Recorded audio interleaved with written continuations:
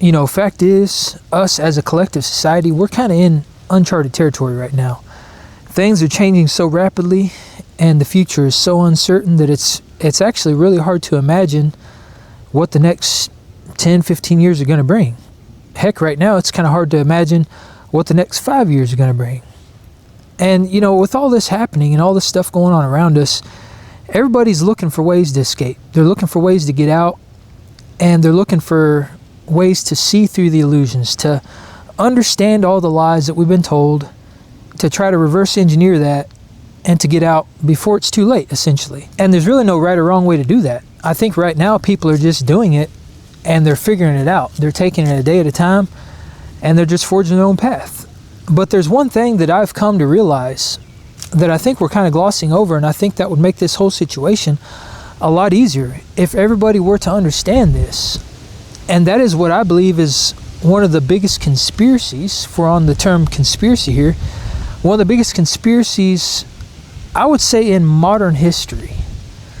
And what that conspiracy is, I believe, is the fact that we do very factually try to be very different. And we believe we are very different from not just the people around us, but from everything. But us as humans, we are basically exactly the same. And this is a big lie that we've been told, because we are basically led in modern society to believe that we are different from everything else. This is how we're told to live our lives. But this right here is the one thing that divides us. It's one thing that keeps us essentially stuck in this little box. It keeps us trapped. Because when you believe that you're different from everything else, you don't believe you're a part of this world. We believe that our behaviors are separate from the world around us. And I think that is one big reason why a lot of people don't really take accountability for things in their life, and they don't take responsibility for things in their life, because we all believe we're separate from everything. But fact of the matter is, we're not. We are actually a byproduct of what the rest of the world is doing. So in that sense, we are very much a part of this world, because if you think about our reality, modern society, and the world in general, it is a byproduct of how we spend our time. It's a byproduct of where we put our energy. It's a byproduct of where we put our attention and how we spend our money. Everything around us is dictated and controlled by how we are living our lives.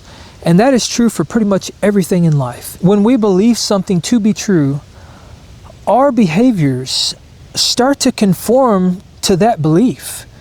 And we essentially breed that idea, that belief, into existence. That is how modern society is set up. The things that we're taught in school, these are beliefs that we have. We are taught to believe certain things. We're taught that society is supposed to work in a certain way. And because we believe these things, that is how we behave. And that is what creates the society that we live in. So right now, in this current moment, all the lies that we've been told, and I would call them lies because a lot of them are lies, and I'll get into that in a second, but all the lies that we've been told have created the beliefs that we have, and that in turn has created our reality. That has created the modern world, and that's the world that we all now live in.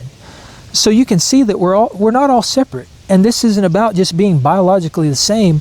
We are all very much the same. We're very much connected. Even though we don't like to believe that and we don't like to think that way, we are 100% connected, and it is because of this. It is because of our collective minds basically creating our reality. And this is the very thing that is being exploited and essentially used against us.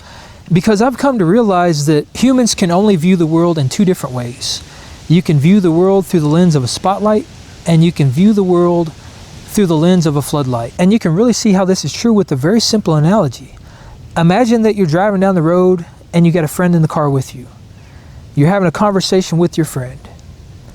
That conversation that you're having with your friend, that's the spotlight.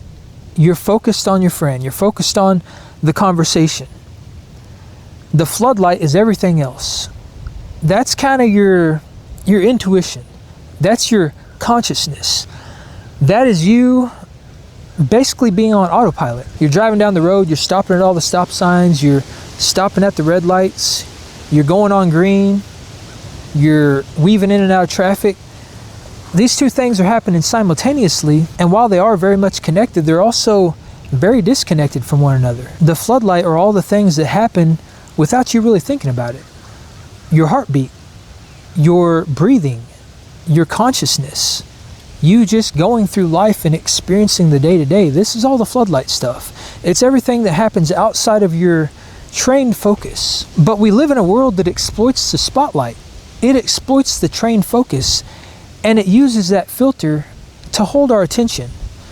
And that is the society that has been created, because if you think about modern society, we are trained basically from birth to have a trained focus on something. We have to have something to work towards. And in most cases, in modern society, that thing is money. We're told to go after money because we have to have money basically to survive.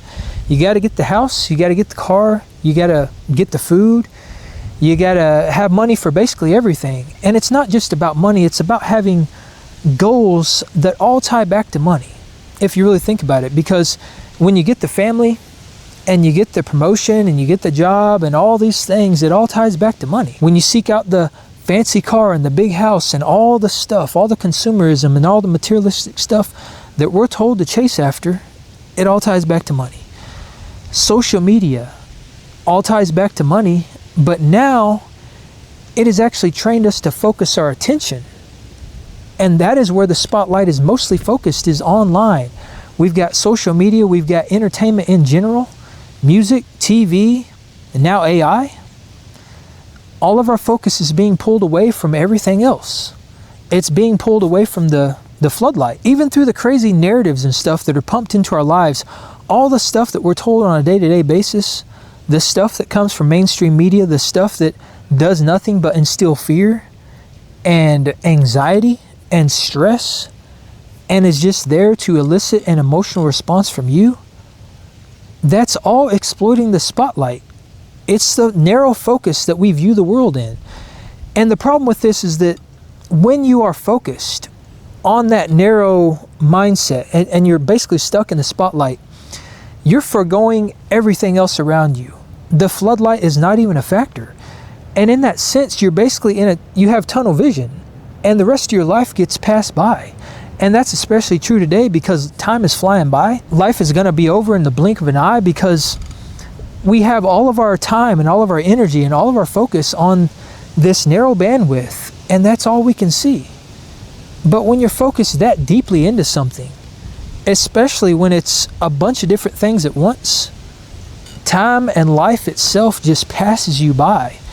And before you know it, that's it. Your time's up, and where you've spent your time was in that narrow window.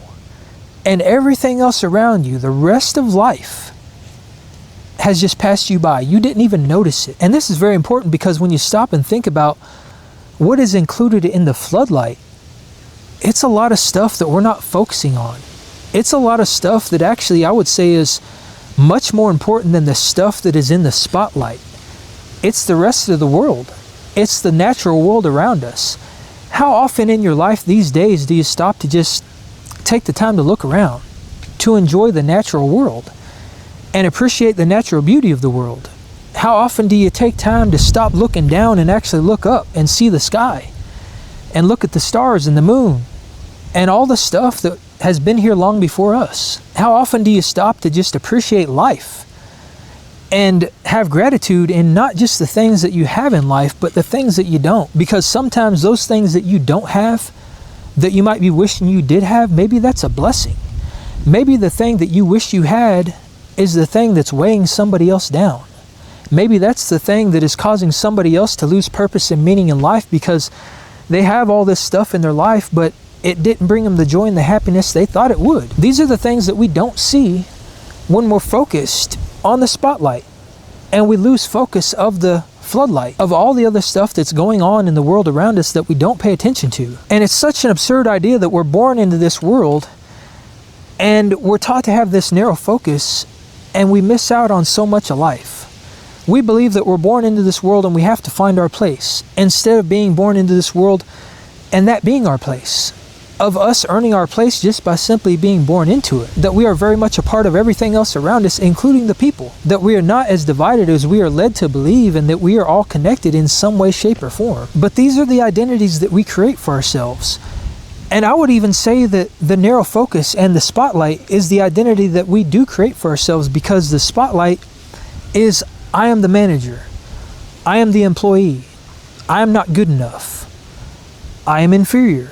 It's all the things that we tell ourselves throughout life. That is the spotlight. That is the narrow focus. That is us losing sight of who we actually are. Because when we start to tell ourselves all these things, we start to believe these things. And that becomes our identity.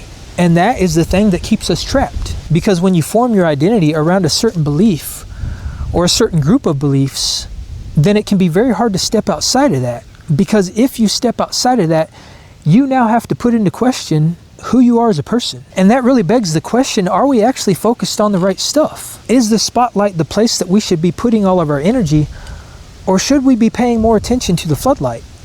The rest of the stuff around us, the stuff that we are neglecting and that we don't even pay attention to. I think that's a great question. And if you really think about all the stuff that we don't pay attention to, I would say that that is the right stuff. And that is actually the stuff that we should be paying attention to, because that is spending time with your loved ones.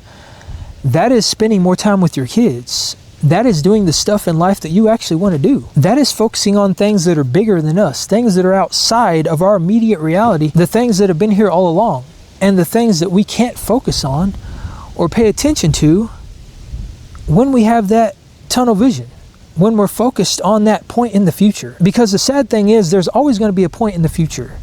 Every time you reach a milestone, there's always going to be another milestone. Every time you reach a goal, there's always going to be a new goal. And it's not a bad thing to have goals. It's not a bad thing to strive towards reaching certain milestones. But I think it's very important, and maybe equally as important, to focus on all the other stuff as well, because at some point in the future, you might look back at your life and you might reflect.